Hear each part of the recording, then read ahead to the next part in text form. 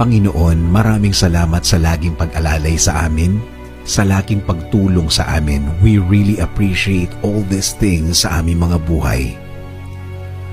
Ngayon po, Panginoon, alam po namin na lagi po kayong nakabantay sa amin, na lagi po kayong handang magbigay ng suporta sa amin, at lahat ng ito'y ipinagpapasalamat po namin sa inyo.